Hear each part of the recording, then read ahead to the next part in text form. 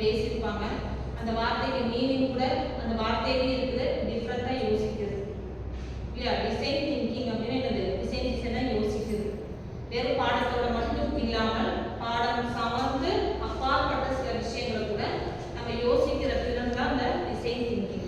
சில விஷயங்களுக்கு சொல்யூஷன் நம்மளே கண்டுபிடிக்கிறது, சரியா? சில பிரச்சனைகளுக்கு தீர்வை நம்மளே அதிலிருந்து கண்டுபிடிச்சு அதை நம்ம தீர்வா எடுத்துக்கிற விஷயம். மற்றவங்க சொல்லி அதுக்கு பிரச்சனைக்கு தீர்வு கிடைக்கும்ன்றதை விட நம்மளே அந்த பிரச்சனையை எப்படி சரி பண்றது அப்படிங்கிற மாதிரிலாம் வாழ்க்கையில சிலர் அப்படி இருக்கும். ஆனா நம்ம பாடத்துல கூட என்னது, சில விஷயங்களுக்கெல்லாம் சில சொற்களுக்கோ சில பாடங்களுக்கு நம்ம கிட்டவே சிலது இருக்கும். அது நம்ம வெளியில எங்கேயோ தேடிட்டு இருக்கோம், வேண்டாம் நம்ம கிட்டவே இருக்குது. அது நம்ம வெளி கொண்டு வர்ற ஒரு விஷயம் தான் இந்த டிசைன் திங்கிங் அப்படிங்கிற ஒரு பாடமா நம்ம சப்ஜெக்ட்ல வச்சிருக்காங்க. இப்போ நீங்க செகண்ட் இயர் வந்திருக்கீங்க, அது ஒரு சப்ஜெக்டாவே படிப்பீங்க, அது ஒரு பேப்பராவே நீங்க படிக்க போறீங்க. சரி, இதுல என்னன்னா ஆக்டிவிட்டி, உங்களுடைய திறன் எப்படி இருக்குது அப்படின்னு தெரிஞ்சுக்கிறதுக்கான ஒரு வாய்ப்பா நமக்கு இந்த கிளாஸ் ஆரம்பிச்சோம். ஒரு ஆக்டிவிட்டியா அது ஆரம்பிச்சோம்னு சொன்னா இன்னும் நல்லா இருக்கும். இப்போ நாம தமிழ் சார்ந்து சில சொற்களை நம்ம எப்படி கண்டுபிடிக்கிறது. இன்னைக்கு தமிழ் அப்படிங்கிறது கொஞ்சம் நீங்க மேக்ஸிமம் இருக்கவங்க எல்லாருமே பார்த்தீங்கன்னு சொன்னா எல்லாருமே இங்கிலீஷ் மீடியத்துக்கு வந்தவங்களா தான் இருப்பாங்க. கைவிட்டு என்ன ஒரு 10 பேருக்கு ஒரு ஆள் தான் தமிழ் மீடியத்துக்கு வந்தவங்களா இருப்பாங்க. அப்ப தமிழ் அப்படிங்கிற ஒரு விஷயம் நம்மளுக்கு அது கொஞ்சம் தூரம் வெளியில எங்கேயோ நிக்கிற மாதிரி இருக்கும். அந்த வார்த்தையிலே நம்ம சொன்னா என்னது, நம்ம சட்டுன்னு எந்திரிச்சு படிக்கலாம் தமிழே வராது அப்படிங்கிறீங்க. ஆனா நீங்க தமிழ் படிச்சுதான் மார்க் பண்ணி இங்க வந்திருக்கீங்க. அது இங்கிலீஷ் மீடியத்தில் படிக்கிறவங்களுக்கு தமிழ் என்பது கொஞ்சம் கடினமா இருக்கும். அதே தமிழ் மீடியத்திலிருந்து வந்தவங்களுக்கு இங்கிலீஷ் கடினமா இருக்கும். அந்த வார்த்தை விளையாட்டுகள் அப்படிங்கிறது தமிழே எப்படி இருக்குது, ஒரு சொல்ல எப்படி இருக்குது, ஒரே எழுத்து அது ஒரு சொல். அதே மாதிரி 2 சொல்ல நம்முடைய தமிழ் வார்த்தைகள் எத்தனை இருக்குது, அல்லது சில எழுத்துக்கள் மூலமாக நமக்கு தமிழ் வார்த்தைகள் என்னென்னலாம் நம்ம சொல்லலாம். சிலதெல்லாம் வீட்டில பார்த்தீங்கன்னா குழந்தைங்களுக்கு ஆக்டிவா இருக்கிறதுக்காக அவங்க சின்னதுலேருந்தே சொல்லி கொடுப்பாங்க. சரி, இங்கிலீஷ் வார்த்தையில ஒருத்தர் ஸ்டார்ட் பண்ணுவாங்க, மற்றவங்க எல்லாருமே என்னது அதோட சம்மந்தப்பட்ட அந்த எழுத்தோட சம்மந்தப்பட்ட வார்த்தைகள் எல்லாம் கண்டுபிடிக்க சொல்லி குழந்தைங்களுக்கு சின்னதுலேருந்தே சொல்லுவாங்க. ஏன்னா மற்றதான கவனத்தை படிப்புல சின்னதுலேருந்தே சொல்லி தருவாங்க, அது அழகா சொல்லும். ஆனா இன்னைக்கு நம்ம தமிழ் அப்படிங்கிறது கொஞ்சம் கடினமானதா இருக்கும். தமிழ்நாட்டில் பிறந்து தமிழை படிச்சுட்டு இருக்கிற தாய்மொழியா தமிழை படிச்சுட்டு இருக்கிற நமக்கு தமிழ் அப்படிங்கிறது கொஞ்சம் கடினமா இருக்கும். இன்னும் நிறைய பேருக்கு ஒரே ஒரு சொல்ல பொருள் இருக்கா, ஒரு சொல் வார்த்தைக்கு நமக்கு அர்த்தம் இருக்கா அப்படிங்கிறது இன்னும் நிறைய பேருக்கு தெரியாம இருக்கு. இப்போ ஓரளவுக்கு ஒரு தமிழ் வார்த்தைகள்ல ஒரு சொல் வார்த்தை என்ன, 2 எழுத்துல வந்தா அந்த சொல்லுக்கு எத்தனை சொற்கள் இருக்குது அப்படிங்கிறது ஒரு ஆக்டிவிட்டியா நமக்கு இங்க பார்க்க போறோம். ஒரு சொல் வார்த்தை அப்படிங்கிறதுல ஒரே ஒரு எழுத்து தான். அந்த எழுத்து உங்களுக்கு எத்தனை பேருக்கு அந்த சொல்லுக்கு பொருள் தெரியும், அல்லது சொல் எத்தனை இருக்குது, ஒரே எழுத்துல என்னென்ன வார்த்தைகள் எல்லாம் இருக்குது அப்படிங்கறத நீங்க ஆக்டிவிட்டியா உங்களோட மைண்டுக்குள்ள இருக்கிறத நீங்க முன்னாடி எழுதி காமிச்சீங்கன்னா ஆக்டிவா இருக்கும். ஓகேவா?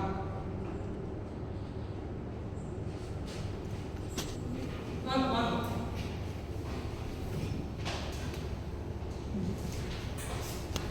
ஒரு சொல் வார்த்தை, அந்த ஒரே ஒரு எழுத்துல வந்த வார்த்தை.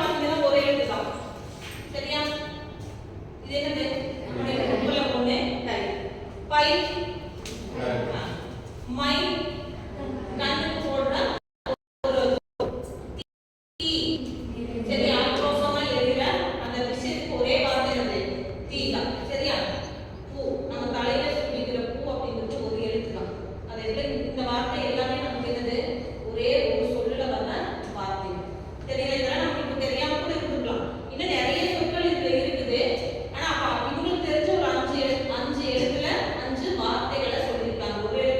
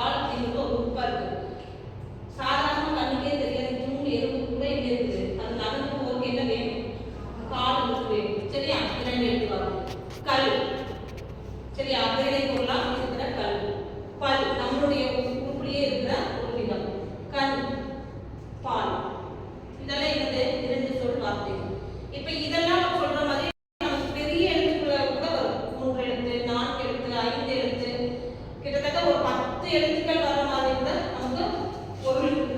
சரியா? உங்க பேரே பாத்தீங்கன்னா சிலர் வந்து ஒரு எழுத்து கூட இருக்கும். சரியா? அதே மாதிரி பல எழுத்துக்கள் சேர்ந்து பெரிய எழுத்தா பெரிய பேரா கூட உங்களுக்கு இருக்கும். அந்த ஒவ்வொரு சொல்லுக்கும் ஒவ்வொரு எழுத்துக்கும் உங்களுக்கு அது ஒரு அர்த்தம் இருக்கிற மாதிரி பேரே வச்சிருப்பாங்க. இது ஒரு ரகம். இனி ஒரு ரகம் பாருங்க.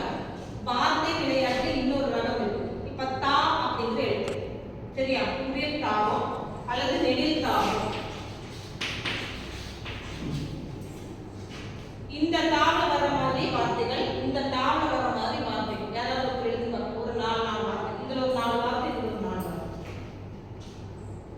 சொல் அது 5 எழுத்து வரலாம், 4 எழுத்து வரலாம். நீங்க யோசிச்சு வந்து எழுதலாம். தா தா இல்ல தாவல மட்டுமே எனக்கு தெரியும், இந்த இதுல மட்டுமே தெரியும் அப்படின்னா எழுதி பார்க்கலாம் உங்களுடைய வார்த்தைகள் எப்படி இருக்குது அப்படிங்கிறது.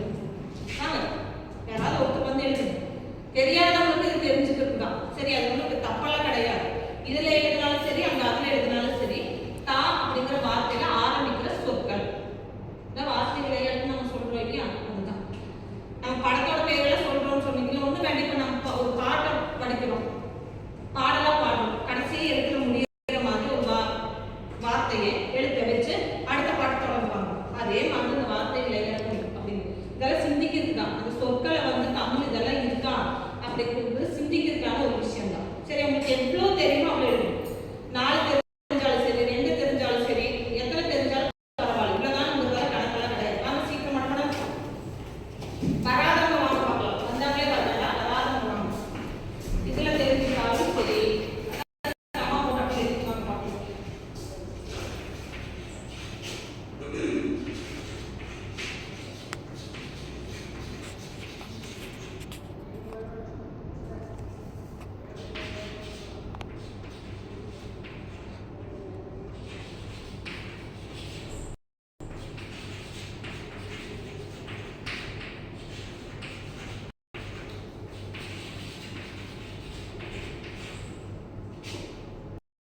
இது நம்மளுக்கு கொஞ்சம் முன்னாடி யோசிக்க வைக்குது இல்லையா?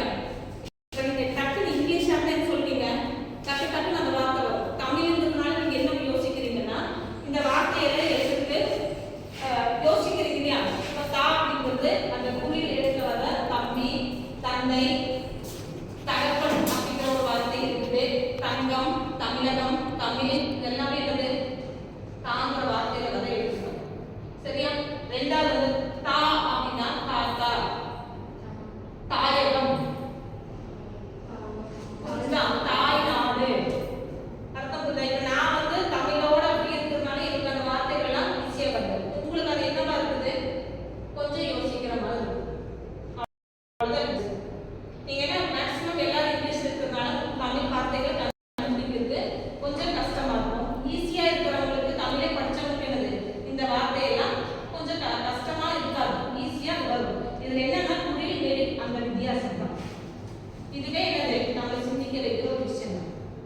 சரியா? நமக்கான தீர்வுகளை நம்மளே கொஞ்சம் எழுதி பார்க்கலாம். ஒன்று ரெண்டு உங்க கையில பேப்பர் கொடுத்தோம்னா நீங்க என்ன பண்ணுவீங்க?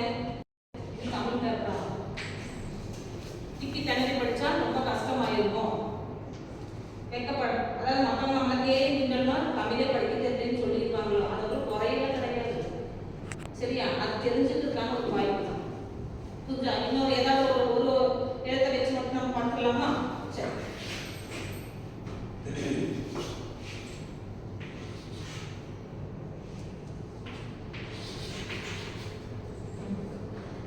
பசங்க யாரும் வாங்க, பரவாயில்ல வாங்க, யாரும் வந்தாலும் சரி வாங்க.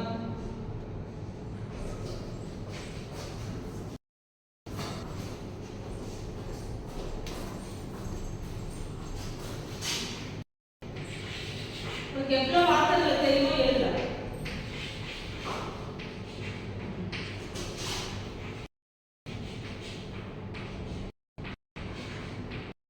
கீழே அத்தனை